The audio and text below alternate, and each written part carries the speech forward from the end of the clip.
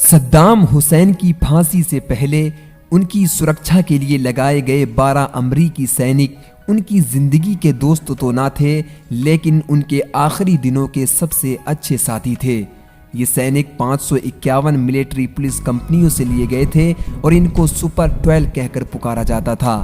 इनमें से एक का नाम वार्डन वर्पर था, जिन्होंने दी प्राइज इन हिज पैलेस नाम की एक किताब लिखी, जिसमें इन्होंने सद्दाम हुसैन के आखिरी दिनों के बारे में लिखा। वार्डन वर्पर का कहना है कि जब सद्दाम हुसैन को फांसी देने वाले सैनिकों को दिया जा रहा था तो उनकी सुरक्षा के लिए लगाए गए कई सैनिकों की आंखों में आंसू थे। वार्डन वर्पर का कहना है कि हमने कभी भी सद्दाम हुसैन को एक कातिल के रूप में कभी नहीं देखा, हम हमेशा उनको एक दादा के रूप में देखते थे। इराक के पूर्व राष्ट्रपति सद्दाम हुसैन को अपने 148 मुखालिफिन के कत्ल के जुर्म में फांसी की सजा सुनाई गई थी। वो कहते हैं कि सद्दाम हुसैन अपने आखिरी दिनों में एक अमरीकी सिंगर के गाने सुना करते थे और वो एक अपनी कीमती एक्सरसाइज बाइक पर भी बैठा करते थे, जिसको वो पोनी कहते थे। वो मीठा खाने के बहुत ही ज़्यादा शौकीन थे और हर वक्त उन्हें मनफस खाने का दिल करता था।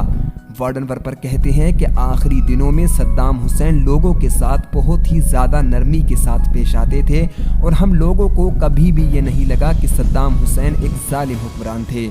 सद्दाम हुसैन को सिगार पीने का बहुत ही ज़्यादा शौक था और वो हमेशा सिगार अपने पास रखा करते थे और उनको खेती बाड़ी का भी बहुत ही ज़्यादा शौक था। वो जेल के आसपास की झाड़ियों को हमेशा साफ करते रहते थे। सद्दाम हुसैन नाश्ते में आमलेट, फिर मनफस और फिर ताज़ा फल खाते थे, लेकिन अगर आमलेट कहीं से टूट जाता तो वो उसको खाने से इनकार कर देते थे। वार्डन वर्पर कहते हैं कि एक बार सद्दाम हुसैन ने हमको अपने एक बेटे का वाकया सुनाया। एक दिन सद्दाम हुसैन के बेटे की तरफ से दी गई पार्टी में बहुत ही ज़्यादा लोग जख्मी हो गए, तो सद्दाम हुसैन ने ये देखकर गुस्से में हुक्म दिया कि उनके बेटे की तमाम गाड़ियों को आग लगा दी जाए। सद्दाम हुसैन कहते हैं कि उन्होंने अपने बेटे की तमाम महंगी गाड़ियों को, जिसमें फरारी और पोर्शे भी शामिल थी, को जलाने के मनाजिर देखे। एक बार अमरीकी सैनिक ने सद्दाम हुसैन को अपने भाई की मौत के बारे में बताया, तो सद्दाम हुसैन ने उससे कहा, तुम आज से मुझको अपना भाई समझो।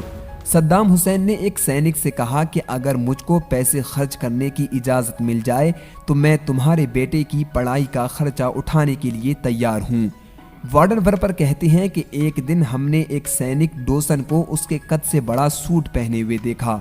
बाद में पता चला कि वो सद्दाम हुसैन की तरफ से तोहफे में दिया हुआ सूट पहने हुए है। वो कहते हैं कि हमने डोसन की बहुत ही ज़्यादा मजाक उड़ाई, लेकिन फिर भी उसने वो सूट नहीं उतारा।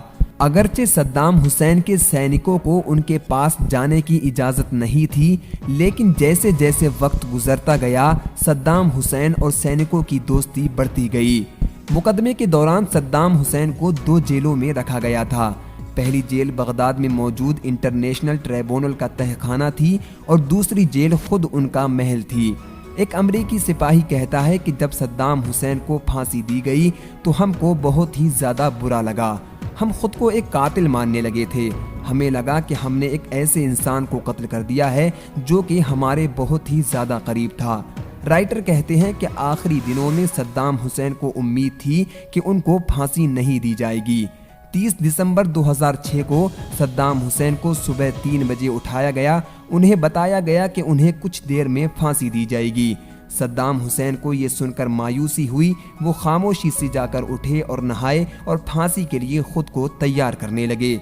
इसके बाद उनको सुबह को फांसी दे दी गई। तो इस तरीके से सद्दाम हुसैन को फांसी दी गई और एक अमरीकी सैनिक ने उनके आखिरी दिनों के बारे में बताया। तो नाजरीन गिरामी, आज की इस वीडियो के अंदर सिर्फ इतना ही। मिलते हैं एक और वीडियो के अंदर। अगर चैनल पर नए हैं तो चैनल को ज़रूर सब्सक्राइब कर दें। मिलते हैं अगली वीडियो के अंदर। जब तक के लिए अस्सलामु अलैकुम व रहमतुल्लाहि व बरकातुहू।